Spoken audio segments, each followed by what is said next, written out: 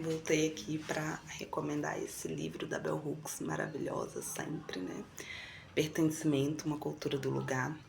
Tem um tempinho que eu fiquei lendo ele, fiquei muito envolvida e fiquei com muita vontade de compartilhar sobre, de recomendar para todo mundo. Falar, gente, leiam, é muito bom. Porque a Bell Hooks tem isso, assim, né? Eu acho que ela é sempre muito didática e ela tem uma escrita que explicita e esmiuça os problemas sociais, o racismo, os apagamentos históricos, que resgata uma série de coisas, ao mesmo tempo em que ela dá muita esperança, porque ela não só pontua quais são os problemas, como ela também propõe formas alternativas, não soluções, mas formas melhores de se posicionar nessas situações, do que fazer, de como escapar de uma estrutura racista, ou assim, né, de como estar nela de uma forma menos, em que a gente seja menos agredida, por exemplo. E aí nesse livro do Pertencimento à Cultura do Lugar, ela consegue mostrar muito bem o que é racismo ambiental, sem usar esse termo, não sei nem se era um termo usado ainda na época, mas ela explica muito bem o que é racismo ambiental. Ela nasceu no interior do Kentucky, numa família pobre, e se torna uma intelectual, né, de universidades muito renomadas.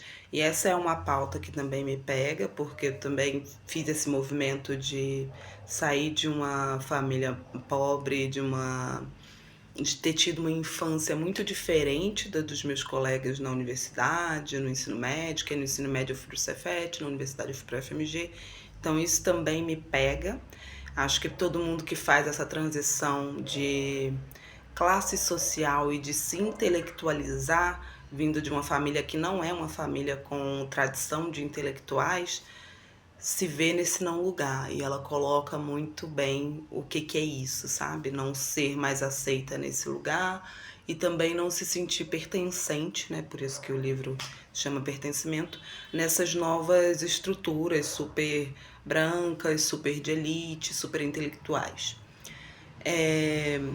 E aí, o que ela vai conseguir trazer, assim, que eu achei muito interessante também, é como que teve um apagamento do cuidado, do manejo da terra, de uma relação com a natureza dos povos negros nos Estados Unidos.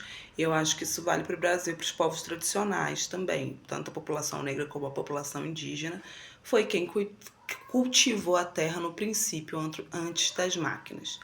E aí tem um apagamento disso, ela fala que é um apagamento muito perigoso e muito importante de se retomar essa relação, que é uma relação ancestral, porque essas pessoas, a realidade dela de infância era de uma população com uma população negra e algumas pessoas, algumas famílias brancas que viviam ali no campo e tinham uma relação muito próxima com a terra, mas que não, pobres, mas que não passavam nenhuma necessidade.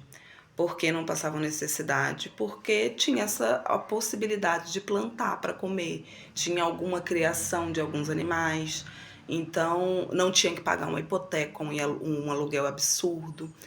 Então, por mais que houvesse pobreza, existia também autonomia diante de como eu vou organizar a minha rotina do meu dia a dia, porque eu não tenho que ir para um trabalho, ficar 8 horas por dia lá. Então, existia essa autonomia diante da própria rotina e não existia um risco, uma vulnerabilidade tão grande em relação a coisas muito básicas, como moradia e alimentação. Então, por mais que fosse uma população pobre, era uma população muito orgulhosa de si, muito autônoma, muito independente. E isso que não passava necessidades básicas, não tinha um acúmulo de bens, mas também não faltava, sabe? Então, pensar nisso hoje, pensar isso hoje com a crise climática mundial, pensar nisso hoje, que até pouco tempo o ar de Belo Horizonte estava me desanimando a um ponto que eu estava considerando de fato, assim, deixar de morar em BH. Porque é isso, tem dia que eu saio, tinha dia que eu saía para correr e eu ficava na dúvida se eu estava beneficiando ou prejudicando a minha saúde, porque o ar está num nível de poluição que muito acima do recomendado, né, para a saúde. Então foi uma coisa que eu comecei a pensar dentro da minha realidade, mas também assim pensar que a gente se mata e para se submeter a essa estrutura capitalista, essa estrutura neoliberal, a essa estrutura, a esse ideal de acúmulo de bens, como se isso fosse a única alternativa possível. E não é, né? Quando você tem esse outro lugar, mas é isso, precisa ter alguma abertura, algum desejo de ter essa retomada do contato com a terra. Mas quando isso aparece como uma possibilidade de um modo de vida muito mais tranquilo, isso pode ser de uma cura muito grande, sabe? É muito curativa essa retomada do contato com a terra, esse respeito com a natureza, essa autonomia diante da própria rotina. Isso pode ser muito curativo e a gente está, né, absolutamente adoecido enquanto sociedade. Então é um livro que eu recomendo, tem muitas dicas boas, traz isso de forma que eu estou passando muito superficialmente, ela traz isso de forma muito aprofundada, essa relação com a terra, isso ser ancestral para as comunidades tradicionais, para a população negra, isso ter sido apagado. Quem gosta de planta, eu amo planta, tem muito, sabe que jardinagem de fato tem um poder curativo e de desaceleração da cabeça, do corpo, da nossa rotina muito grande. É isso, assim. No final também ela faz um movimento individual, né? Ela é por iniciativa própria, ela compra algumas casas ou algumas coisas meio sítio, assim, ela não entra muito em detalhes de como ela faz isso, mas ela oferece isso para alguns amigos, familiares que estão numa situação difícil numa cidade grande. E a maioria não se vê saindo da cidade grande, por mais que esteja ali quase se matando para conseguir pagar o aluguel e se alimentar e não faz mais nada, não vê como possibilidade sair dessa realidade e tentar ter essa outra relação com a terra e esse outro estilo de vida.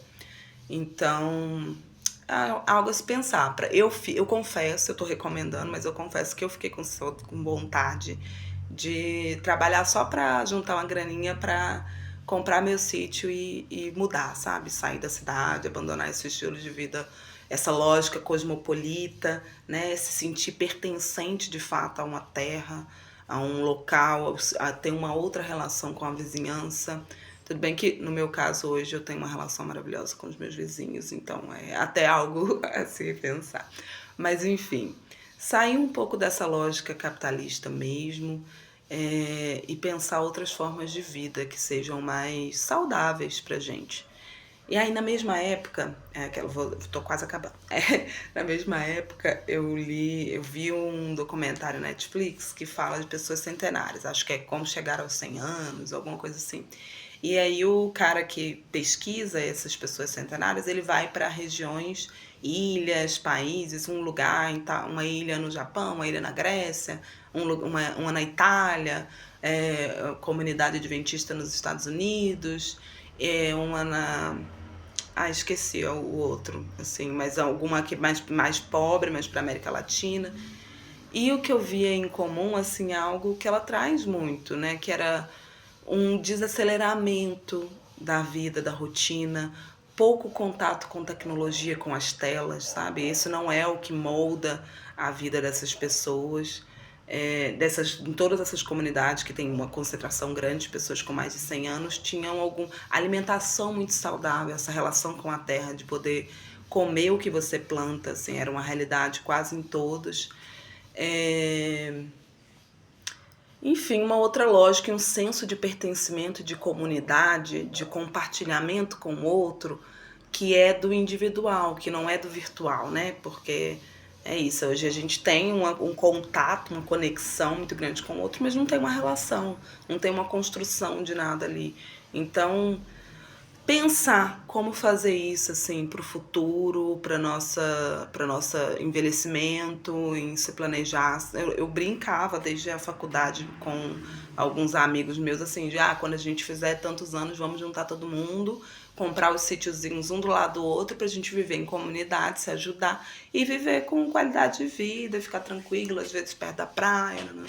E eu acho que realmente talvez essa seja uma alternativa para sair um pouco desse caos que a gente tem vivido, dessa lógica cosmopolita. Ela fala, inclusive, que essa lógica, que essa ideia de eu sou cosmopolita, eu não pertenço a lugar nenhum, vinha dessa ferida, de uma dor muito grande, não se sentir pertencente, de fato, a lugar nenhum. Isso é violento. Então, É isso, leiam Bell Hooks, leiam Pertencimento à Cultura do Lugar. É um livro muito didático, muito bom, muito importante e de cura. Pelo menos da minha perspectiva, ele é um livro curativo. Acho que a Bell Hooks sempre é um pouco. É isso, beijos, beijos.